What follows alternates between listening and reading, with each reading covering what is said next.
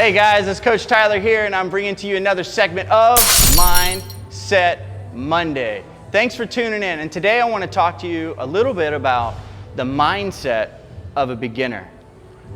Boy, let me tell you, about 8 years ago, I probably stalked every single CrossFit gym on their Facebook for probably 6 months. Then my wife decided, you know what, I'm tired of watching this guy look at these pages. She bought me my first punch card through a Groupon, and that started my CrossFit career. And I went from just having one little punch card at one gym to now owning 3 CrossFit gyms. How does that happen? Well, part of that is having a good beginner's experience and having some expectations that are either met or some expectations for myself, right? So when I walk into the gym, my mindset is gonna be one that I might feel a little intimidated, I might feel a little anxious, but I want to give you some information that hopefully will kind of put your mind at ease as a beginner.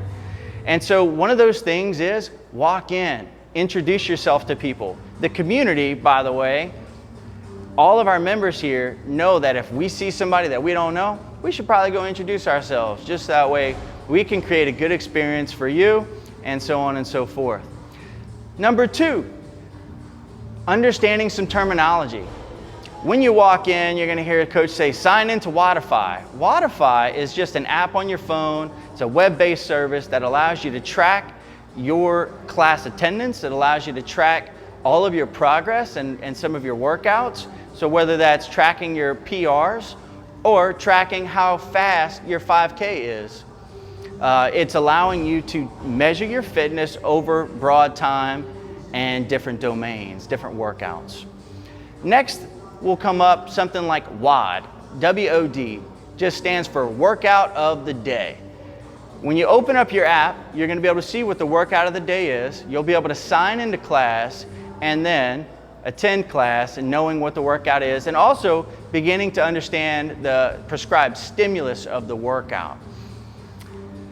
Next will be AMRAP, as many rounds and reps as possible in a given time. So you might have a 15-minute AMRAP to complete 3 different movements at let's say 10 reps per round.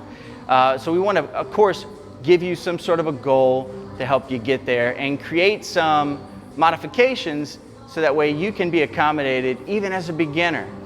We have 3 different levels of accommodation. We have our RX, which just means doing the workout as written. We have an intermediate version, which means I've done CrossFit between 0 months to 6 months, maybe even a year, and we're still perfecting some of the movements.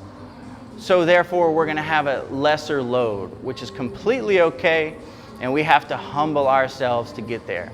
And the last will be our fitness version.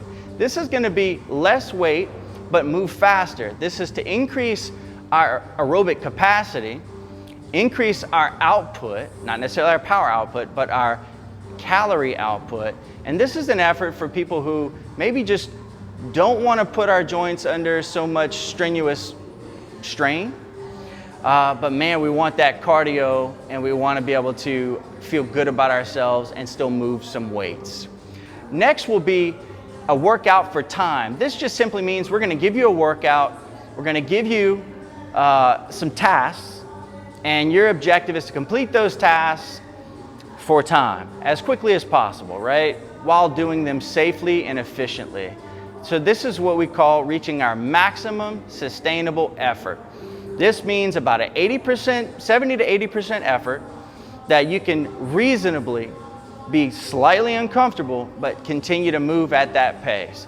That's the expectation that I think oftentimes gets misunderstood. A lot of us think that we should go 0 to 100 real quick, and that's a recipe for disaster. So my advice to you as a beginner would be to come in and give me 50% of whatever you think it is that you need to be given for the day.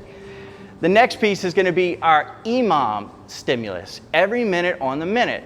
This is a way to increase your work capacity over time while building in some rest. So at minute 1, We might have a complex, 3 to 5 reps. We're gonna rest the rest of the minute once that complex is done. And we might do this for 10 or 15 minutes with some built-in rest. So equal parts work, equal parts rest. The last piece is gonna be a chipper. This is a stack of different movements, oftentimes at a higher rep scheme. It might just be one movement. For example, we might give you the assignment of 150 wall balls.